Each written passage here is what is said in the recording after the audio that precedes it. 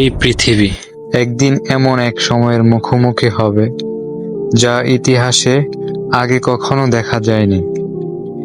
এক ফিতনা পৃথিবীকে ঘিরে ধরবে, এমন এক পরীক্ষা যা মানুষের ঈমানকে নাড়িয়ে দেবে। সেই দিন হবে ভয়ের, বিভ্রান্তির, আর সেই দিন দাজ্জালের আগমনের সময়।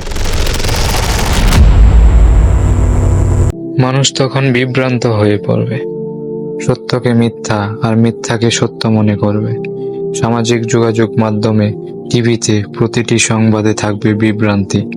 এমনকি নিজের চোখে যা দেখবে তাতেও বিশ্বাস করতে চাইবে না। এই বিভ্রান্তির মধ্যেই পৃথিবীতে আবির্ভূত হবে এক ভয়ঙ্কর চরিত্র, দাজ্জাল।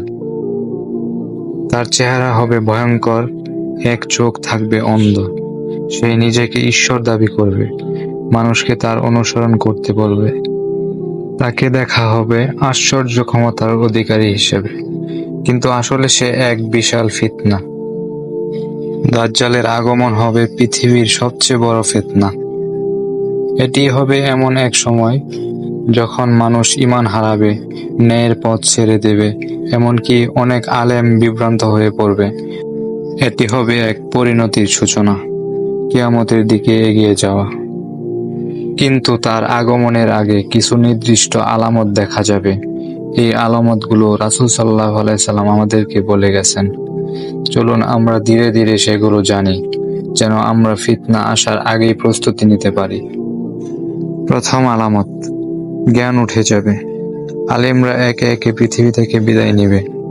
মানুষ ইসলামিক জ্ঞান ভুলে যাবে, কেবল তথ্য শুনবে কিন্তু বুঝবে না।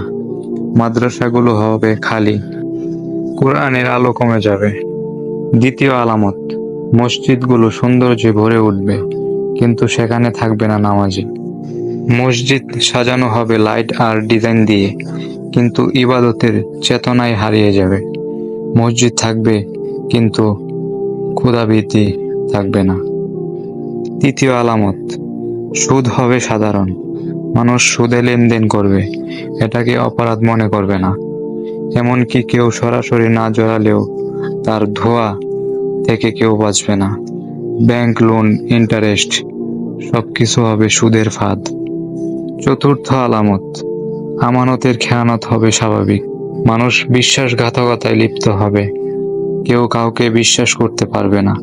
বন্ধুত্ব, ব্যবসা, এমনকি আত্মীয়তার মধ্যেও বিশ্বাস হারাবে। বিশ্বস্ততা হবে এক দুর্বল গুণ।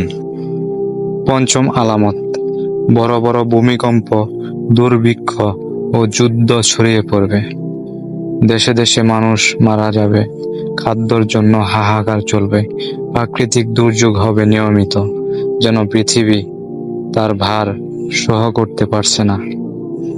এভাবে চলাকালীন হঠাৎ একদিন সূর্য পশ্চিম দিক থেকে উদিত হবে। এই আলামত হবে চূড়ান্ত, তখন আর তওবা কবুল হবে না।